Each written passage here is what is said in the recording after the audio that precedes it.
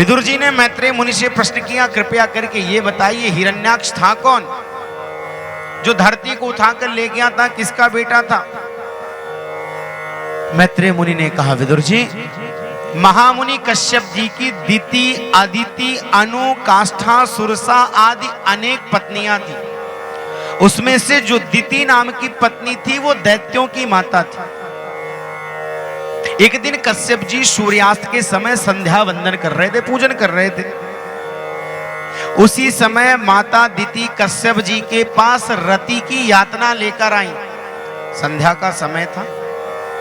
कश्यप जी ने कहा, देवी जी, ऐसा घोर तमा वेला, ये प्रदोष काल है, संध्या का समय है। इस समय भगवान शंकर अपने गण के साथ भ्रमण करते, इसलिए भगवान का पूजन पाठ करना चाहिए। कहते हैं ना, गोधूली बेला में भोजन नहीं करना चाहिए, केवल भगवान का पूजन करना चाहिए, दिया बत्ती जलानी चाहिए। इसलिए तो भगवान शंकर का पूजन हम लोग प्रदोष काल में करते हैं।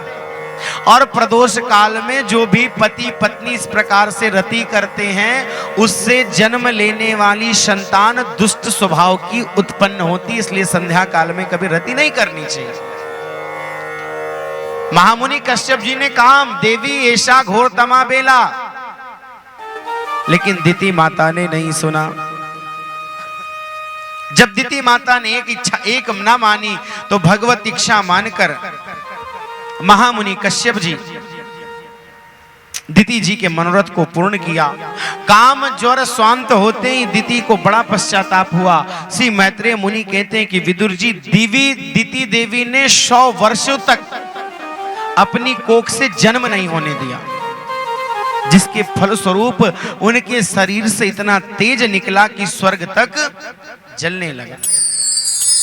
देवताओं ने ब्रह्मा जी से कारण पूछा कि ये तेज कहां से आ रहा है, हम तो जले जा रहे हैं।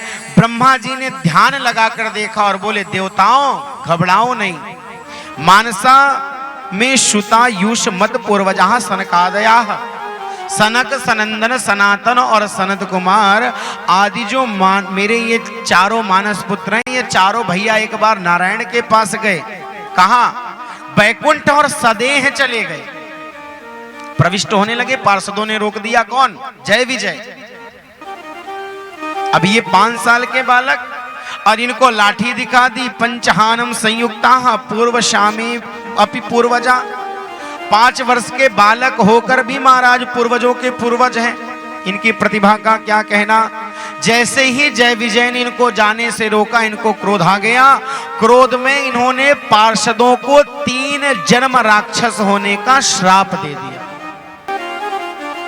दिति माता ने इन्हीं जय विजय, जो हिरण्याक्ष और हिरण्यकशिपु के रूप में आए, अपने गर्भ में धारण किया और 100 वर्षों में तेज निकलने लगा। ब्रह्मा जी ने ध्यान लगाया, नासिका रंध्र से वराह भगवान निकले हैं। बेचारे देवता काल की प्रतीक्षा करते रहे। एक समय आया, वराह भगवान प्रकट हो गए। और इधर जब हिरण्यकशिपु और हिरण्याक्ष का जन्म हुआ, तो महाराज काफी बलवान थे। एक दिन हिरण्याक्ष ने अपने भाई हिरण्यकशिपु से कहा, भैया बल पराक्रम बहुत मिल गया, चलो थोड़ा बल की परीक्षा ले लें। कोई लड़ने वाला नहीं दिख रहा, इसलिए हम दिग्विजय करने जाते हैं। स्वर्ग पर गए, सभी देवता स्वर्ग छोड़कर भाग गए।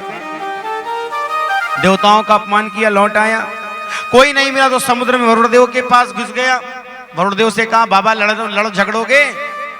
वरुण देव ने कहा, भैया इस दुष्ट से जान बचाने की एक ही बात है। बोले, भैया जब तेरी उम्र के थे तो बड़ा युद्ध करते थे, अब तो बुढ़ी अवस्था हो गई, हड्डियों में दम नहीं रहा, हम तो उससे युद्ध नहीं कर सकते। वरुण देव को भी कुछ बोला और बोलकर वहां से निकल गया। नारद जी से भेंट हुई। अरे बाबा, ये क्या दिन भर नारायण नारायण करता है, कुछ लड़ना भिड़ना भी जानता है? नारद जी ने कहा, भैया लड़ना भिड़ना नहीं जानते, लड़ाना जानते हैं। बोला, हमको लड़ना है। बोले, जाओ, तुम्हारी इच्छा जल्दी पूरी होगी। क्यों? क्योंकि हम लड़ते भिड़ते नहीं, हम तो केवल लड़ाते हैं। और वो समय आया, भगवान ब्रह्मा के नासिका रंध्र से वराह भगवान निकले। देखते देखते वराह भगवान का शरीर पर्वताकार हो गया। देवता हाथ जोड़कर महिमा का गान करने लगे। गर्जना करते हुए वराह भगवान तुरंत जल में प्रविष्ट हुए हैं और अपने मुख पर पृथ्वी को धारण करके बाहर लेकर आए हैं। हिरण्याक्ष पीछे से भगवान को सूकर कह के बुला रहा है। भगवान आए हैं, पृथ्वी को यथावत स्थान पर रखा है। फिर उस जल में गए और हिरण्याक्ष से कह रहे तूने जिसको सूकर बोला अब उसके प्रताप को देख। एक थप्पड़ मारा है, एक थप्पड़ में हिरण्याक्ष की आंखें बाहर निकल आई है, वध किया है और हिरण्याक्ष का उद्धार हुआ है।